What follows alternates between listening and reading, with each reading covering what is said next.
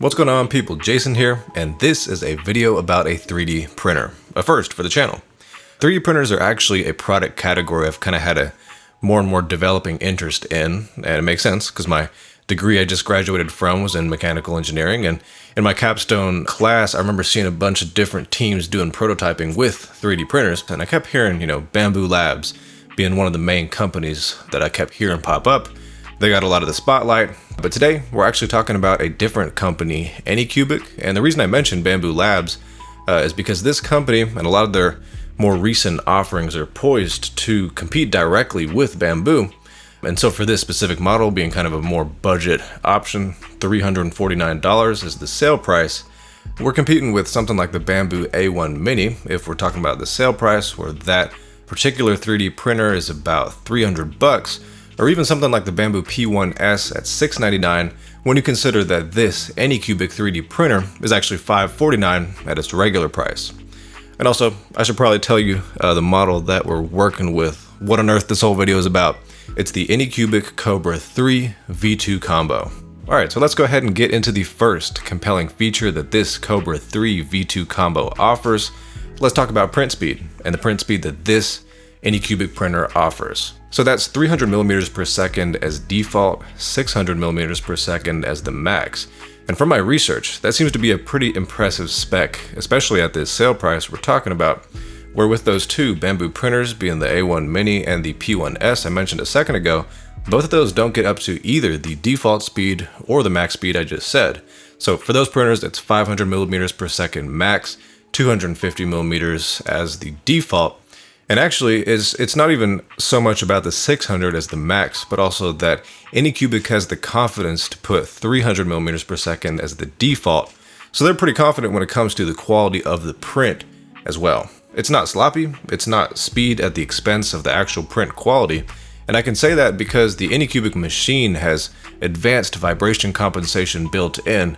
And so that makes the max speed of this machine reliable, usable. It's not just a spec on paper, and it'll get you a benchy in about 12 minutes. Next, we got auto leveling, which Anycubic gives a proprietary name, being LevIQ 3.0. But what that means is the very important surface that is your print bed for the first layer and its adhesion is automatically compensated for. Number one, there's the height variations in the plane of the print bed, and so that's compensated for automatically. That's done through small adjustments to the height of the nozzle as the print proceeds. In addition to that, you can have tilt correction for the gantry of the 3D printer. So let's say things are a little tiny bit skewed, you get correction of that done automatically for you. And then the third thing is setting your Z offset, which is basically the height of the nozzle away from the print bed when the print actually begins.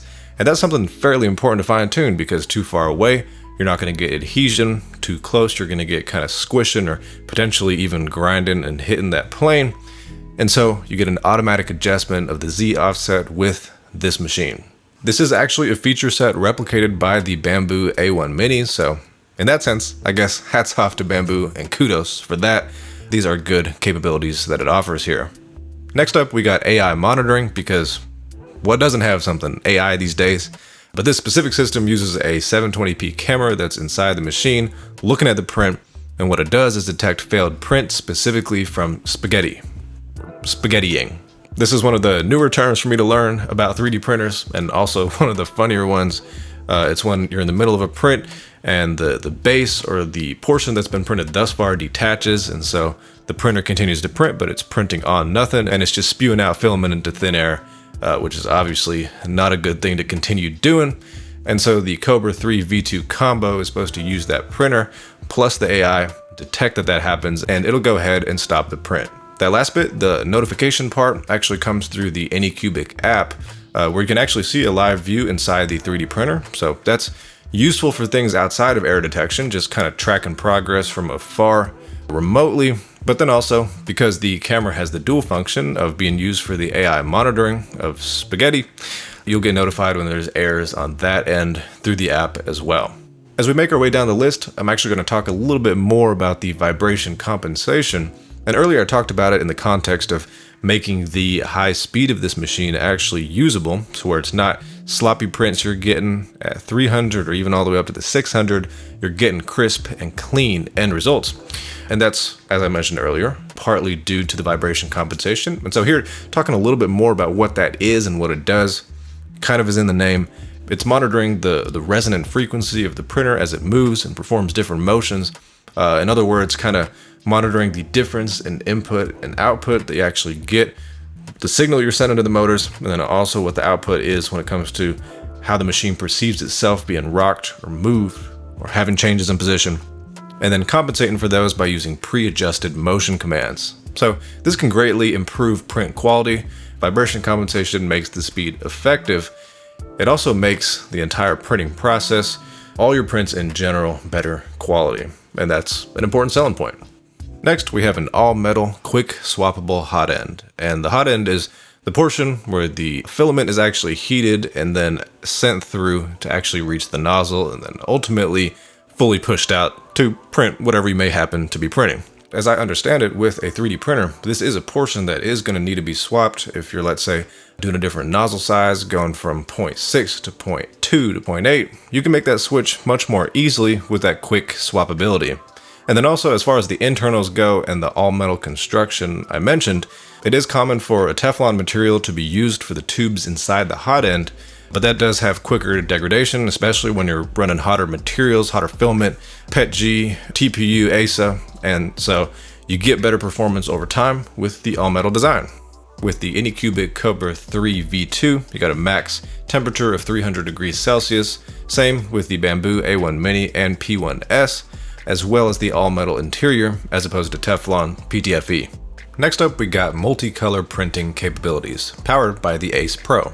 So the Ace Pro is a smart filament management system, if you will, that holds up to 8 different colors of filament that you can dynamically switch between as you print to get some pretty cool results. And you probably already figured this out by now, but the combo variant or the combo name that we got tacked onto the end of the Kobra 3 V2 is referring to that filament system, that 8-color Ace Pro system we got on here that allows for that functionality I was just talking about. And so this really is a video focusing on this specific variant with the combo, but you could also get the Kobra 3 V2 without that. Either way, definitely a valuable add-on and option to have. And if you know about Bambu, they also similarly offer, it's called an automatic material system or AMS, that offers similar functionality, but does have the downside or the con of locking you into proprietary filament. So this, with Anycubic, opens things up, lets you use whatever filament you want, and specifically when you're slicing, you can select this color for this particular feature, and then as an end result, have a finished product that's got different colors for different parts. Cool. And then as far as our comparison goes, the Bambu splitters that you get to work with their machines would be the AMS or the AMS Lite. The Lite is always 4 different colors, and then with the full-fledged AMS, you can do 4 216 with splitters. And then those are both, like we talked about, the best with Bambu filament. And then the Anycubic is more so open, any filament you want, 8 colors max. So that's a pro on the Anycubic side. And actually, one more thing I didn't mention up to this point is that the Ace Pro, the Anycubic filament feeder, actually has a dry box, which means it has the ability to dry out the filament at 45 degrees Celsius. And that's important because depending on which filament you're using, it's more important for that dryness to be maintained, whether it be keeping track of things from the second you get it and making sure it stays dry up to the point you use it, or if you're less careful about storage, up to 8 hours it may take to get the filament perfectly dried without its own built-in dry box in the feeder. And so that alleviates that, and that's something that those Bambu AMS feeders do not offer. So yeah, that about brings us to the end of the video, talking about this Anycubic Kobra 3 V2 combo. Combo, of course, referring to that filament feeder with the dry box we just talked about. And there's a lot going for this 3D printer. We talked about the print speed, we talked about the Lev IQ auto leveling, vibration compensation, the all-metal hot end, AI camera, and spaghetti detection. And then that camera also ties into the app control / monitoring you got on here. Multicolor printing with up to 8 colors. And then also the volume of this thing is pretty impressive. 250 by 250 by 260 millimeters. I actually haven't said that up to this point, but that's bigger than the Bambu A1 Mini and most printers at this kind of entry level point in the market. So overall, this is definitely a compelling option. Anycubic already has a name for themselves, if we're being honest with one another. You go on ChatGPT, you go on Google, you ask for kind of the top brands for getting into 3D printers. Anycubic is definitely coming up. At this point, you've made it to the end of the video, heard everything I've had to say and feature about this machine, and so it might be the one for you. So definitely consider it. Check it out from the links down below in the description. Thanks for watching. Subscribe for more quality tech videos, and I'll see you later.